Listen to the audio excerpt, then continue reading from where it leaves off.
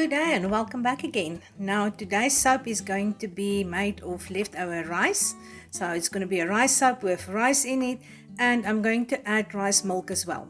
So I planned a little bit around it, and I am going to use my slow trace recipe as usual. So I'm going to add a little bit of titanium dioxide just to whiten it a tiny bit. Then I've got pink orchard clay that I'm going to add to it. I've got my rice milk powder that I'm going to add directly to my oil, and I've got some leftover rice. So let's just start immediately and see where this is going to go. Okay, let's do this and make the soap. Now what I've done is I've pre-measured all of my oils already, and I melted it down. And then I'm going to add all of my titanium dioxide, the rice powder or rice milk powder as well, and the rice to my oil, and I'm going to stick blend it properly and make sure that everything is quite smooth. Now I messed up my recording the first time, so this is my first voiceover that I'm doing here.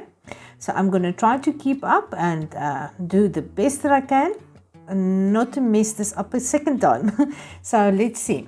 Now, the amounts that I've used here is for the titanium dioxide. I already added 2.5 milliliters in my oil. The rice milk powder is going to be 2 tablespoons or 30 milliliters of rice milk powder that I added to the oil. And then the rice is about 2 tablespoons per 500 grams of oil. Now this is a 750 gram oil recipe plus minus. And I decided to add about 3 tablespoons to it. Another thing that happened here is I had to change my whole recording setup, so everything is now the wrong way around here. So that the temperature of my oil is about 35 degrees Celsius. I'm going to soak quite cool. The lye was already mixed as well. So now I'm adding my rice here. It's 2 tablespoons per 500 grams of oil. So for 700 and something grams, I'm going to add 3 tablespoons of cooked rice here. And then I'm going to stick blend it properly. The idea was to stick blend it until it is very, very smooth. And I realized that my stick blender didn't do 100% perfect job on that. I had to switch over to another stick blender. This one was my rechargeable one, and the battery, I realized it's not going to last the whole way around. So off screen I did stick blend it quite a lot. It still have a little bit of graininess to it, but not too much. Okay, and then I'm going to add my lye water to it, and I'm going to mix it until trace, and then I will split my batter into 2 parts here. Decided that I want to color it. I want to make a lighter color, and then the pink orchid clay in the other half to have a little bit like a off-white and pinkish type of soap. Okay, so just to give you an idea about the rice in soap, I've done some research there, and there's a lot of stuff that are telling you about rice that is lightening your skin, and it can even your skin tone. I must say I've used a rice milk mask before, and your skin feels absolutely awesome after that. So if that is going to be the truth for a rice soap, I do not know. I've never made rice soap before. I think the rice grains that I've added in here might give it a little bit of a exfoliating effect, but I'm not sure what the effects are going to be truly on your skin. So, but yeah, claims that are being made is that it can even your skin tone. It can just the hyperpigmentation, just calm that down a little bit. They also allege that it can reduce acne, it can reduce wrinkles, that it can lighten your skin. What I could find about rice is that it is very rich in amino acids, and that it's good vitamins and minerals, and actually have a anti-inflammatory effect as well. So there's actually lots of nice stuff about rice for your skin, But since this is a wash-off product, I'm not going to be 100% sure. As I say, Mr. Google tells you a lot of lovely stuff, but I'm not sure always how much of that is the truth and what not. Okay, here I'm just going to add my fragrance oil to my soap, about 2/3 in the larger bucket and then 1/3 into the lighter color there. This fragrance that I've used was By the Fire from Riverlea Soap. It's also a company in South Africa. It's a very feminine pink fragrance, so I just decided that this will go very nicely with the color of my soap. And then I was still a little bit indecisive on what kind of swirl I wanted to do, so I'm just mixing it in properly here. It was still very fluid, so I decided that I just remember now I added my fragrance oil after I stick blended it. So yeah, I'm also moving my stuff all over the screen here, trying to fit it in because everything is mirror image suddenly. I don't know what on earth I've done here. So I really struggle to get the center of the camera, and I'm moving all over the place. Okay, so I decided on an inner pot swirl. Just add the lighter coloring to the pink part there, and then I'm going to pour it into my mold.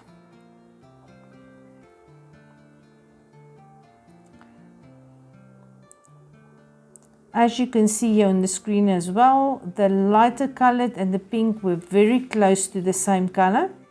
And as I was pouring it in here, it was basically mixing too much to really make a difference. So I'm contemplating that we were not going to get a proper swirl or a pattern in my soap. But by now, the ones of you that is following me for a while, you know I'm not going to give up. I'm just going to keep continuing, trying and adjusting and see what the end result is going to be here. So I'm keeping a little bit of my lighter colored here, butter, just to at least make a pattern on top.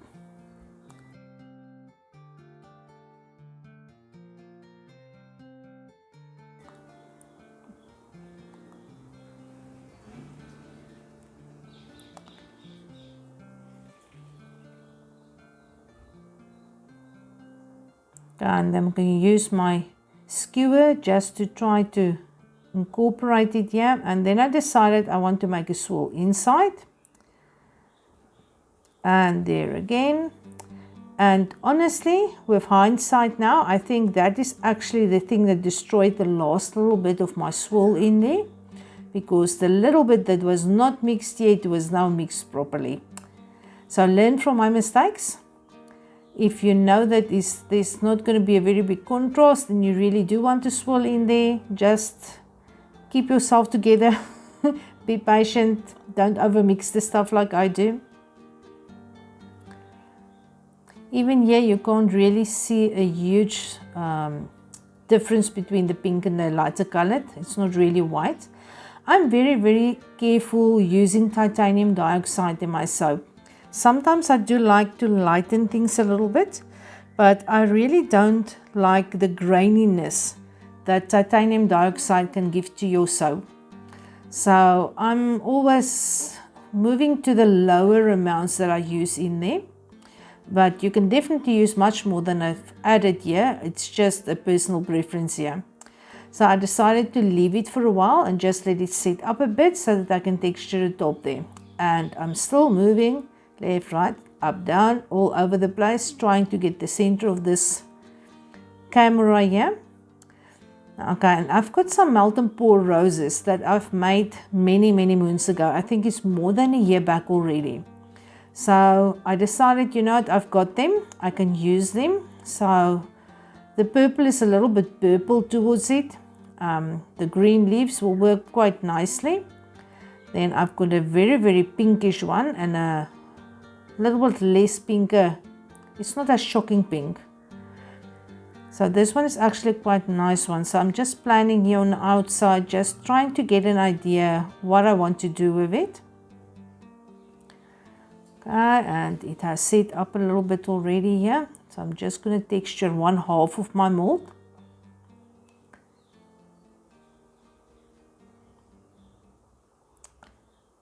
And I'm going to start to add my roses here. Now this melt and pour roses, I've made them, as I already said, quite a long time ago. So they stood open. The thing with melt and pour is if it is freshly melt and pour or freshly poured, it can sometimes make glycerin dewdrops on top of the roses and so on. And it can be a little bit annoying, but these already stood out for more than a year. So there's no way that they are still going to draw moisture to it. So it was actually easy to use. So I'm trying to decide which one, where to put them. So this is something else. I didn't measure out where to put them so that when I cut them, that I'm not going to cut all of my roses in half.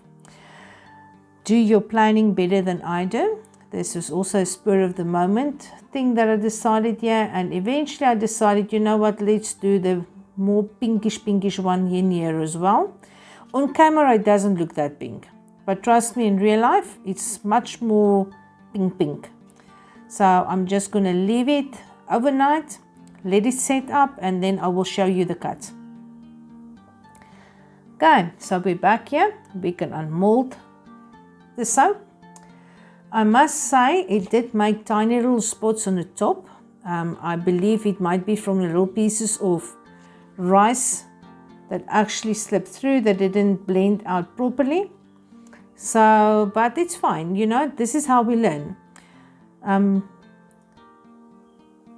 We try new things. Sometimes they tell you on Mr. Google, don't do it, and you try it in any way, like I usually tend to do that. So, but you never know what is the truth on Google and what not. So even if they tell you not to do something, at least if you try it, then you know it out of experience. I always joke and say, you know what, experience is actually a mistake is the wrapper that is wrapped around experience. So if you make a mistake, you just throw away the wrapper, you throw away the mistake idea, and you take the gift inside, which is then true experience and not experience, what's the word I'm looking for? Wisdom. Wisdom is wrapped up in mistakes. So, and wisdom, there is no way that you can put money to that. Now I'm trying to cut it here. It is quite a lot of resistance, but the resistance that I'm experiencing here is because of the melt and pour roses that's been dried for such a long time. So I'm trying to check out all of these little tiny spots. I'm going to show it a little bit closer in a short while. Now you need to decide before the time, you know, if you measure out and you mark your mold and place your roses then according to, you know, between the lines, that you're not going to cut through them, then this is so much easier. I'm contemplating from which side to cut them and where to decide what to do with them. There goes number 2, and it's again a lot of resistance here. If your soap is a little bit hardened, just go slowly, don't rush the process and break your wire. Now for this soap cutter, there is a link in the description box as well. It's one that I've made myself. I think it's one of the cheapest ones that you can get. Now here you can see some of the little pieces of rice that's been cut through. The top actually worked out quite nicely. There's a nice part of the rose that is still showing there.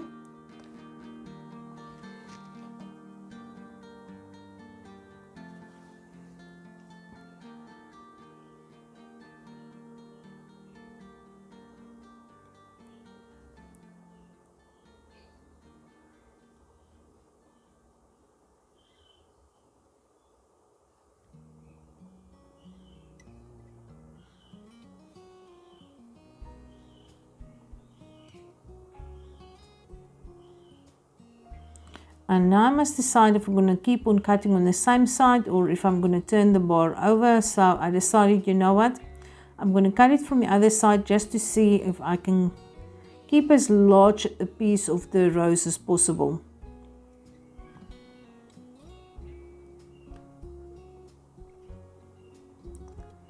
I'm very tempted to make screeching, dry joint door noises as I push this through. Maybe voiceover is not that such a good idea for me. You know, there.